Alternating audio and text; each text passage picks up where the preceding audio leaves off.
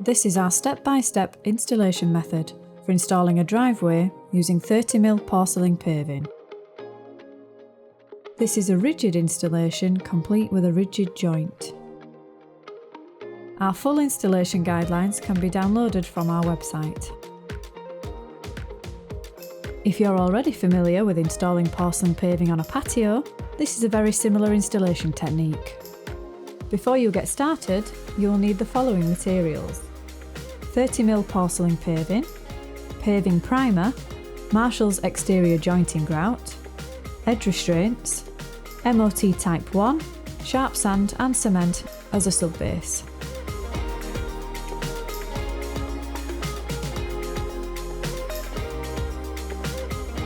When preparing your sub-base, the amount of excavation will depend on the thickness of the sub-base required, the depth of the mortar bed required, and the thickness of the flag being installed. If you are installing any paving against an existing property or structure, it is required to be a minimum of 150mm depth below the existing damp-proof course and the top of your chosen paving to avoid any risk of rising damp. For a typical domestic driveway, the ideal sub-base is 150mm. To make sure the driveway can withstand the required loading when driven over, this should be compacted using a compactor plate in 2 layers of 75mm.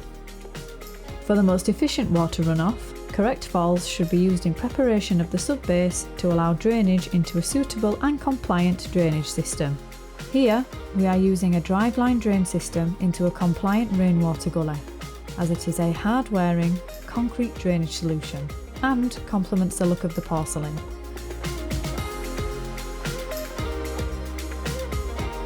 As with every driveway installation, we recommend edge restraints should be installed to prevent any lateral movement over time.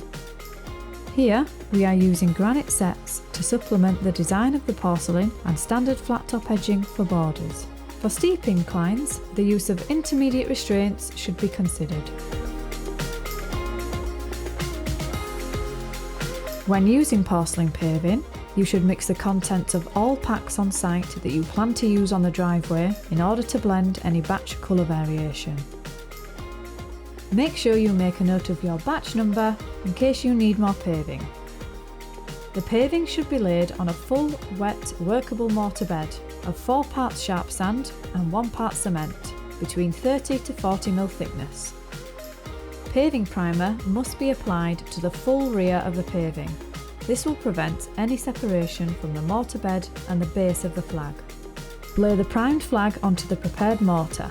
We recommend only preparing 1 flag at a time. Gently tamp down using a rubber maul and adjust as necessary, until you are happy that the unit is fully supported and is level with the adjacent flag with the correct falls. When laying the next flag, make sure you leave a 5 to 8mm joint width. The use of spacers is recommended to give you a consistent joint width throughout your installation. Make sure all excess mortar is removed to the full depth of the flag before jointing. A water-suppressed ceramic or porcelain diamond-bladed power saw should be used when cutting any porcelain. You should never use a diamond blade designed for cutting stone. The quality of the blade is important, as if it is blunt or worn, shelling of the flag will occur. After laying the flags, allow 24 hours for complete bonding before jointing with Marshall's exterior jointing grout.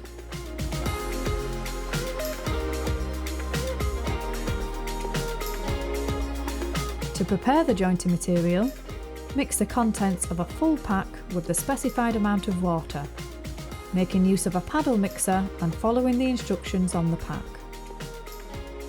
Lightly mist the area to avoid any staining and to help in application, making sure you blow out any excess water from the joints using a leaf blower.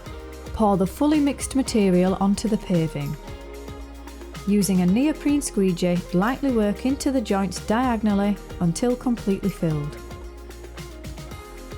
Wipe away any excess with a gentle power washing or using a wash buoy once initial curing has started. Once your installation is complete, for best results, we recommend cleaning the area 24 hours later with a light pressure wash. For more details, the full installation guidelines can be downloaded from our website.